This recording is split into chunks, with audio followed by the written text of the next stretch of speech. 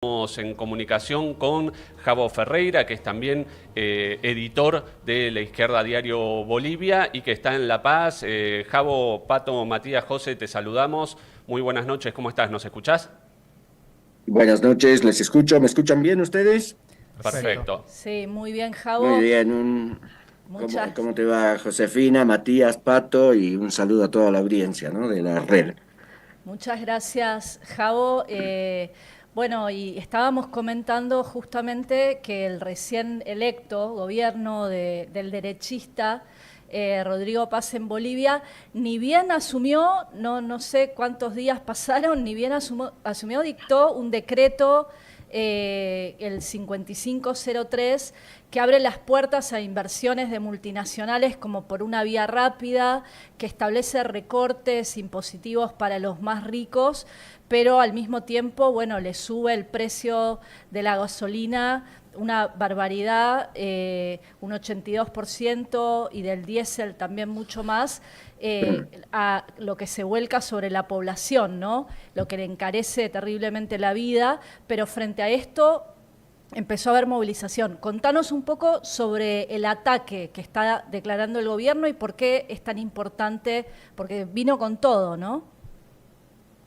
Sí, que tal como señalaba Josefina, el gobierno de Paz debe tener 2 meses de gobierno. A ver, estamos hablando noviembre, diciembre, sí, dos meses y medio de gobierno.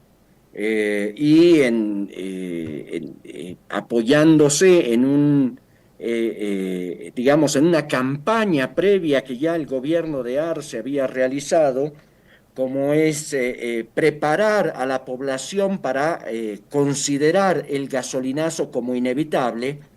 Lo que hace Rodrigo Paz es, apoyándose en ese relativo consenso social, emitir un decreto con más de 100 artículos donde no solo se avanza en este gasolinazo, que es tremendo porque ha provocado una suba de precios impresionante, sino que modifica todo el modelo económico. Es decir, es un decreto al estilo Milei que pretende modificar toda la estructura económica. Y esto implica, por ejemplo, eh, eh, hacer desaparecer, Bolivia, por ejemplo, tiene una negociación salarial que se hace entre la COP y el Estado una vez al año. Y ahí se determina el monto del salario básico y del salario mínimo.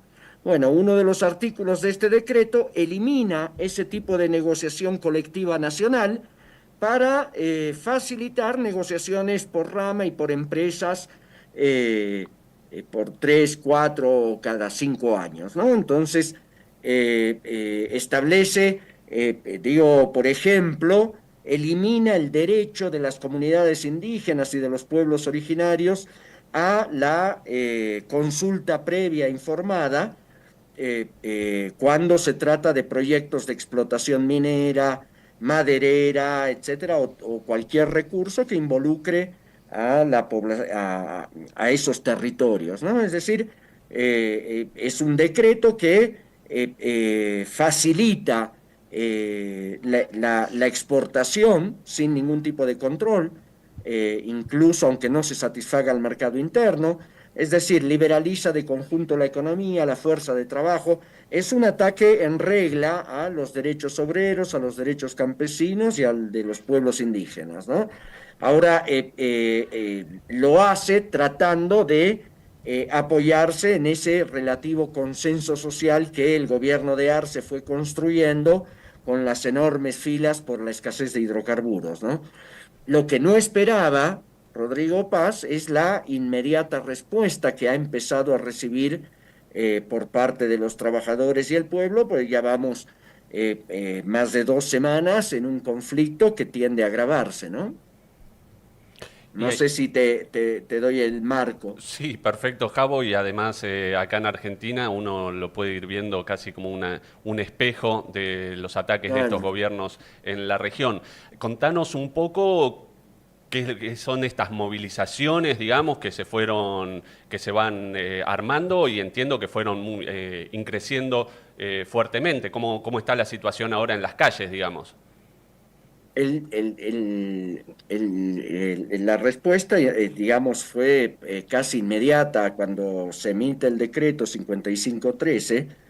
Se produce un ampliado de emergencia de la Central Obrera Boliviana, se producen reuniones y asambleas de las distintas federaciones y confederaciones sindicales y se determina de manera inmediata la huelga general indefinida para eliminar este decreto, ¿no? Es decir, el consenso que hay de conjunto es que debe ser abrogado en su totalidad.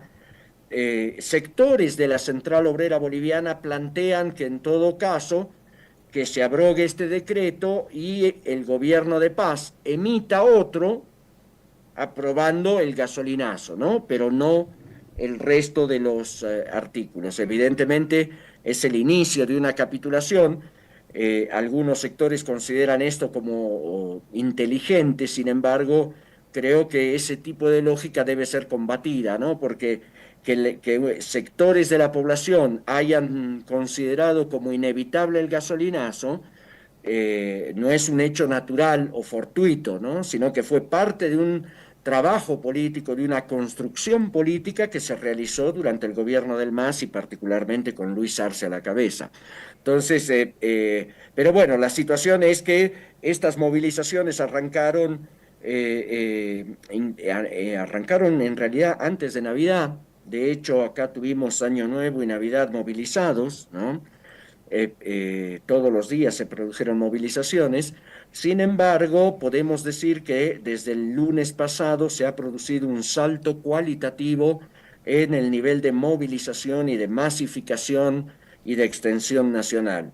De hecho, el día lunes hubo una gran movilización convocada por la Central Obrera Boliviana con el título de Bolivia no se vende, ese era el nombre de la marcha, y que para los que conocen la ciudad de La Paz, para que tengan una idea, cuando la cabeza de la marcha estaba llegando al Prado Paceño, la cola de la marcha todavía se encontraba a unas cuadras en la ciudad del Alto de La Ceja, ¿no? Estamos hablando de, por lo que me decía un camarada, casi 27 kilómetros de distancia, lo que da un aproximado de 400, 500 mil personas movilizadas durante la jornada del lunes, ¿no? Una marcha que arrancó el día sábado en la localidad de Catamarca y que se fue engrosando y nutriendo a medida que atravesaba los distintos pueblos y atravesaba la ciudad del Alto, terminó masificándose y convirtiéndose en una poderosa movilización que está exigiendo la abrogación de este decreto. Bueno, ya empieza a haber un nivel de radicalización mayor, hay sectores que ya empiezan a plantear abrogación o renuncia, planteando que, bueno, lo que queda es la caída del gobierno. Hace una media hora, 40 minutos aproximadamente, tengo entendido que se rompió el diálogo, es decir, el gobierno de Rodrigo Paz había tendido una mesa de negociación en la cual se ofrecía a derogar algunos artículos de este tremendo decreto, ¿no? Sin embargo, bueno, hace 40 minutos, 50 minutos pude ver las noticias de que el diálogo había vuelto a estallar y que los dirigentes sindicales se estaban retirando muy molestos de la Casa Grande del Pueblo, ¿no? Entonces, estamos en un momento en que las movilizaciones tienden a crecer, que no se puede descartar que la semana que viene ingresemos ya en una situación casi de levantamiento nacional. Este proceso tiene debilidades, como por ejemplo, aunque las marchas van creciendo, en este momento hay 56 puntos de bloqueo de caminos en el país. Sin embargo, una de las debilidades, o más que debilidades, un retraso en este proceso escalonado de movilización es el paro de labores, ¿no? El paro de labores en las grandes empresas mineras como Huanuni, Colquiri, San Cristóbal, en las grandes industrias fabriles, petroleras, etcétera. Bueno, yo creo que si esta dinámica se mantiene, es probable que ya la semana que viene, si vamos a un escenario de levantamiento nacional, esta paralización de las actividades productivas en toda la industria empiece a efectivizarse, ¿no? Es decir, y esto es interesante porque Lo que está sucediendo en Bolivia en realidad no es un fenómeno local o nacional, como lo decían ustedes minutos antes, sino que es parte de una ofensiva imperialista, es una política del imperialismo y de las clases dominantes locales que tienen lugartenientes como Javier Milei, Rodrigo Paz, antes Dina Boluarte en Perú, bueno, personajes que actúan al servicio del imperialismo, ¿no? Entonces, creo que posiblemente Bolivia se transforme en la punta de lanza de esta gran huelga, de esta gran lucha antiimperialista continental que venimos impulsando en nuestras corrientes, grupos de la recientemente fundada o renombrada CRP, ¿no? CI, de la Corriente Revolución Permanente Cuarta Internacional. Creo que es objetivo, mientras el imperialismo norteamericano centraliza toda la ofensiva antinacional, antiobrera, antipopular, anticampesina, antiinmigrante en todo el continente, tenemos que ofrecerle a este caballero una respuesta a ese nivel, ¿no? Y creo que hay que pensar si la huelga boliviana no puede ser el inicio de ese proceso de lucha continental antiimperialista que nuestros pueblos necesitan, ¿no? Está muy bueno eso que plantea Javo. Creo, coincido plenamente con la hipótesis que decís. Y de hecho, todo este proceso se da después de una crisis casi terminal de el MAS, ¿no? Que vino gobernando Bolivia desde hace mucho tiempo. Que bueno, incluso hizo una reforma constitucional, estableció el Estado plurinacional, etcétera, y vimos en el gobierno anterior una pelea mortal entre Arce y Evo Morales, y frente a la crisis del MAS surge la movilización obrera y campesina como respuesta, ¿no? Digo también porque hay mucha discusión como que se dice, bueno, dependemos de que determinados gobiernos postneoliberales tomen alguna iniciativa. No, bueno, acá vemos cómo se empezó a movilizar el movimiento obrero, el movimiento campesino para marcarle la cancha a Paz.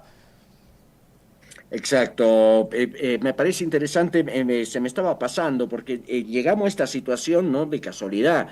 Es decir, esta ofensiva derechista fue preparada con antelación y hay que decirlo claramente, fueron las distintas fracciones del movimiento del socialismo las que no solo se rindieron de una manera vergonzosa entregándole el poder a la derecha y preparando esa llegada del poder a la derecha con procesos electorales amañados, condicionados, etcétera, sino que es interesante el fenómeno porque cuando los dirigentes, los caudillos, de los que supuestamente se tenía que haber esperado una mayor voluntad de lucha, una mayor voluntad de combate, por lo menos una disposición a unificar fuerzas e impedir que los derechistas estos regresen, lo cierto es que tanto desde las fracciones de Evo Morales, Luis Arce, Andrónico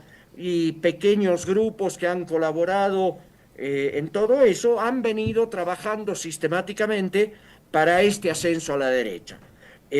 Afortunadamente, esa rendición incondicional que los progresistas del MAS hicieron a la derecha no fue seguida y continuada por el movimiento de masas, ¿no? Es decir, como decía quizá, si no me equivoco, Zabaleta Mercado, hay países en que solo merecen existir por la voluntad de sus masas obreras y populares, ¿no? Es decir, y esto es una lección interesante porque mientras el movimiento al socialismo desapareció del escenario político, podrás encontrar un dirigente aquí, un dirigente allá, dos caudillos por allí, tres caudillos allá, pero objetivamente como organización centralizada, con un proyecto político común, unificado, etcétera, no hay nada. Es decir, ha habido un estallido, están hecho polvo.